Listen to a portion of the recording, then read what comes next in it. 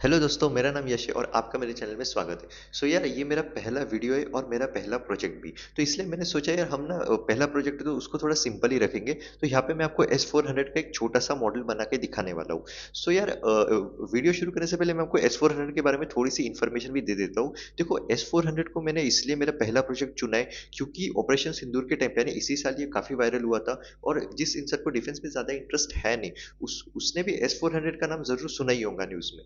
तो इसलिए आज मैं आपको उसी के बारे में बताने वाला हूँ। देखो, S400 को रशिया ने बनाया है। ये एक surface to air defence system है। अब एयर डिफेंस सिस्टम का मतलब ये है कि ये एयर से आने वाले किसी भी खतरे जैसे फाइटर प्लेन, ड्रोन या मिसाइल को रोकता है, उसको डिस्ट्रॉय कर देता है। ये अपनी ओर से एक मिसाइल फायर करता है जो उसको इंटरसेप्ट करती है, यानी उससे टकरा के उसको खत्म कर देती है। और S400 जो है उसको रशिया ने बनाया। ये दुनिया के सबसे एडवांस एयर डिफेंस सिस्टम में से एक है। ठीक है। और जाहिर सी बात है, रशिया मिसाइल बनाने में बहुत एक्सपर्ट है, तो उसको यहाँ पे भी एयर डिफेंस सिस्टम बनाने में भी उसका काफी फायदा हुआ है।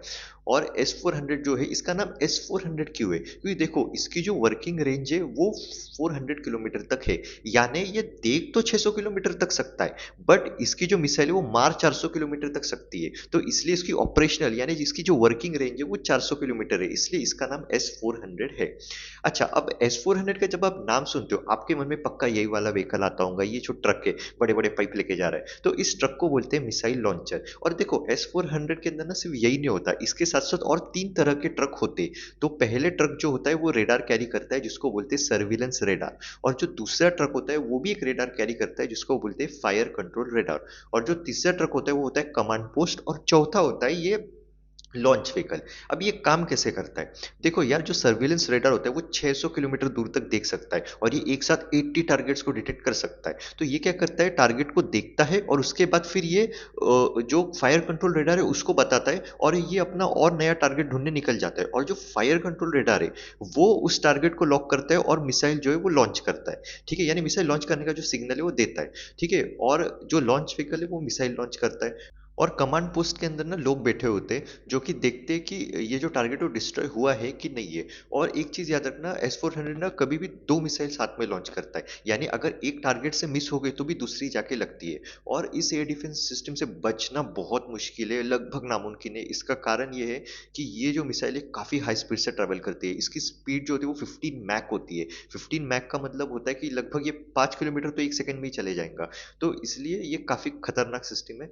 और इंडिया के पास ऐसे 5 रेजिमेंट्स है। अब आप सोचेंगे रेजिमेंट क्या होता है? देखो, जब 4 लॉन्च व्हीकल जो है वो एक बैटरी के अंदर होते हैं, और 2 बैटरी मिला के बनते हैं एक रेजिमेंट। यानी एक रेजिमेंट के अंदर टोटल 8 लॉन्च व्हीकल होते हैं, और हर एक व्हीकल के ऊपर 4 मिसाइल होती है, यानी टोटल एक रेजिमेंट के अंदर 32 मिसाइल्स होते हैं। और इंडिया ने 5 रेजिमेंट लिए, 2 पाकिस्तान की तरफ, 2 चाइना की तरफ, और एक दिल्ली को प्रोटेक्ट करने के लिए।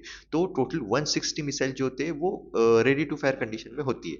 तो इस तरीके से जो है ये काम करता है। तो एक रेजिमेंट का मतलब 2 बैटरी, और एक बैटरी के अंदर 4 लॉन्च व्हीकल होते हैं। और कई सारी एक्स्ट्रा मिसाइल्स भी रखी होती है। जैसे मान लो अब ये चारों के चारों ट्यूब खाली हो गए, मिसाइल जो है फायर हो गए, तो उसके बाद फिर हम क्या कर सकते हैं, इसको ऐसे निकाल सकते हैं और फिर दूसरा ट्यूब जो है वो डाल सकते हैं।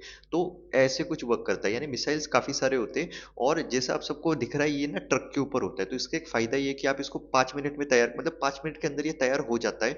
और इसको कहीं भी लेके जाया जा सकता है। जैसे ट्रक के ऊपर ही पूरा सिस्टम होता है, तो आप इसको हिमालय या गर्म ठंडी किसी भी जगह ले जाके आप इसको खड़ा कर सकते हो डिफेंस के लिए। तो ये इसका फायदा है।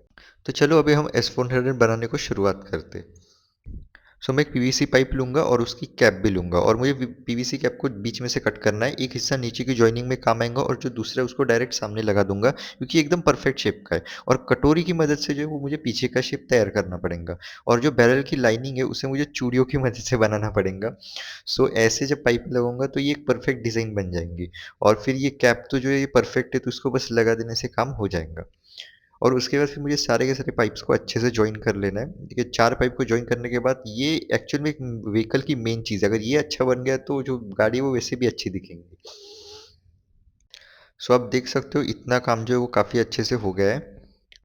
पेंट करने के बाद जो है उसका लुक अच्छे से जो है सेट हो गया है एकदम। और ये जो है ये ट्रक के टायर है, टोटल 8 टायर का हम इस्तेमाल करने वाले हैं। यहाँ पे मैंने 2 रिमोट कंट्रोल कार को ज्वाइन करके एक बेस बनाया है। ठीक है। और ये मोटर यहाँ पे लगाई है, ये मोटर शाफ्ट की मदद से कनेक्टेड है, तो ये चारों टायर्स को घुमाती है। और ये ऐसा कुछ बेस बनाया है, देखो ये व्हील बेस है अपना।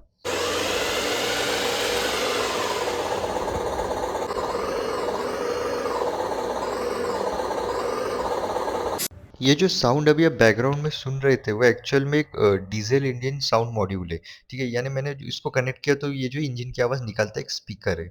सो अभी हम जो इस ट्रक के जो सामने का पार्ट बनाने वाले, ये जो मच्छर मारने की मशीन है इसमें से मैं कुछ पार्ट्स ले लूँगा और स्प्रे वगैरह देने के बाद ये कुछ ऐसा दिखेगा।